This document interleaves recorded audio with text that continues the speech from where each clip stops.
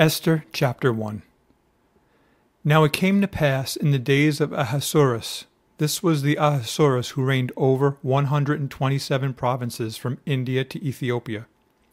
In those days when King Ahasuerus sat on the throne of his kingdom, which was in Shushan the citadel, that in the 3rd year of his reign he made a feast for all his officials and servants, the powers of Persia and Media, the nobles and the princes of the provinces being before him, when he showed the riches of his glorious kingdom and the splendor of his excellent majesty for many days, 180 days in all.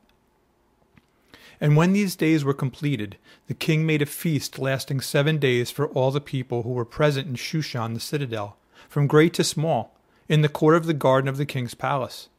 There were white and blue linen curtains fastened with cords of fine linen and purple on silver rods and marble pillars.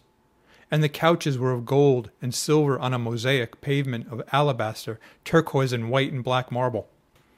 And they served drinks in golden vessels, each vessel being different from the other, with royal wine in abundance, according to the generosity of the king. In accordance with the law, the drinking was not compulsory, for so the king had ordered all the officers of his household that they should do according to each man's pleasure. Queen Vashti also made a feast for the women in the royal palace, which belonged to King Ahasuerus.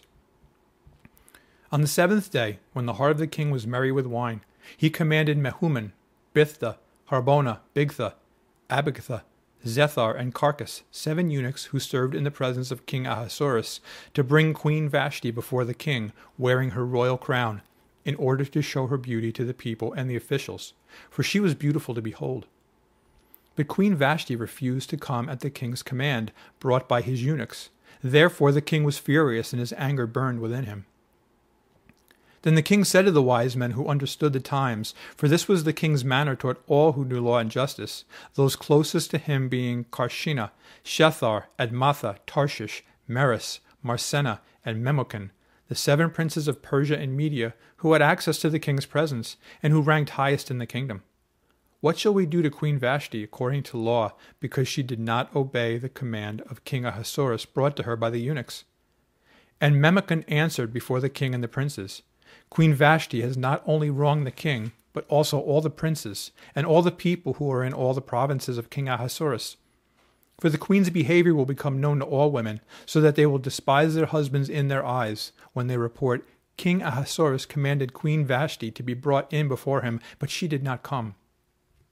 This very day the noble ladies of Persia and Media will say to all the king's officials that they have heard of the behavior of the queen. Thus there will be excessive contempt and wrath. If it pleases the king, let a royal decree go out from him, and let it be recorded in the laws of the Persians and the Medes, so that it will not be altered, that Vashti shall come no more before King Ahasuerus, and let the king give her royal position to another who is better than she. When the king's decree, which he will make, is proclaimed throughout all his empire, for it is great, all wives will honor their husbands, both great and small. And the reply pleased the king and the princes, and the king did according to the word of Memucan.